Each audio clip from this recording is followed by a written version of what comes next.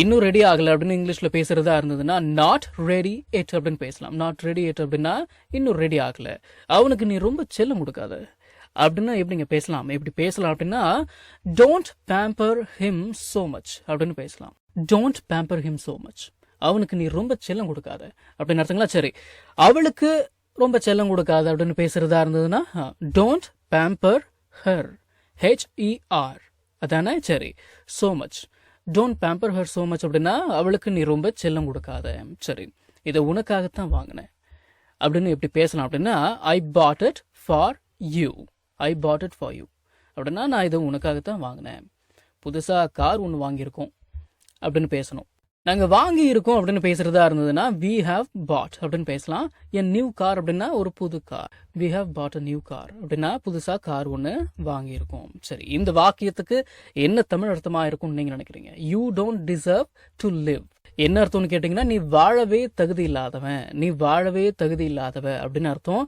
நான் இதை உங்களுக்கு பேச சொல்ல கிடையாது, தெரிஞ்சு வச்சுக்கோங்க சரிங்களா? இந்த மாதிரி பேசக்கூடாத தெரிஞ்சு வச்சுக்கோங்க, அவ்வளோதான். ஒரு வேளை நான் வரலாம், வராமல் கூட இருக்கலாம் அப்படின்னு பேசணும். எப்படி பேசலாம்? Maybe I will come, I will இதோட short form I'll, maybe I will come and maybe I won't.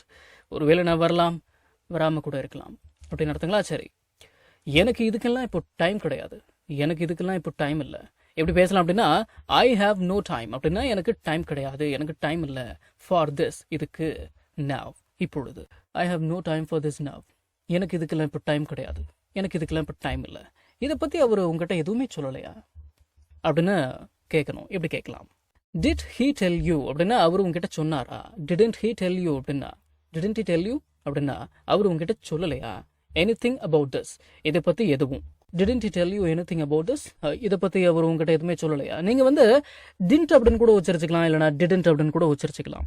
Didn't he tell you anything about this, இதை பற்றி அவர் உங்ககிட்ட எதுவுமே சொல்லலையா அப்படின்னு அர்த்தங்களா? சரி, இது ஒன்றும் இப்போ ஆரம்பிக்கிற மாதிரி தெரியல அப்படின்னு பேசணும். எப்படி பேசலாம் அப்படின்னா it doesn't seem to start now அப்படின்னு பேசலாம். It doesn't seem to start now, இது ஒன்றும் இப்போ ஆரம்பிக்கிற மாதிரி தெரியல அப்படின்னு அர்த்தம்.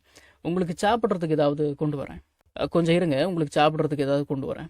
ஐல் get you something to eat அப்படின்னா உங்களுக்கு சாப்பிட்றதுக்கு ஏதாவது கொண்டு வரேன், உனக்கு சாப்பிட்றதுக்கு ஏதாவது கொண்டு வரேன் அப்படின்னு அர்த்தம். நீ உன்னோட தப்பை நியாயப்படுத்துற, you are justifying your mistake அப்படின்னு பேசலாம். You are justifying your mistake, நீ உன்னோட தப்பை நியாயப்படுத்துற, நான் ஒன்றும் என்னோட தப்பை நியாயப்படுத்தலை. I am not justifying my mistake அப்படின்னு பேசலாம். நம்ம தமிழ்ல பேசக்கூடிய அன்றாட வாக்கியங்களை இங்கிலீஷ்ல எப்படி பேசலாம்னு சொல்லி ஒரு 1000க்கும் மேற்பட்ட ஆங்கில வாக்கியங்களை தமிழ்ல மொழிபெயர்த்து ஒரு 5 PDF நான் ரெடி பண்ணி வச்சிருக்கேங்க.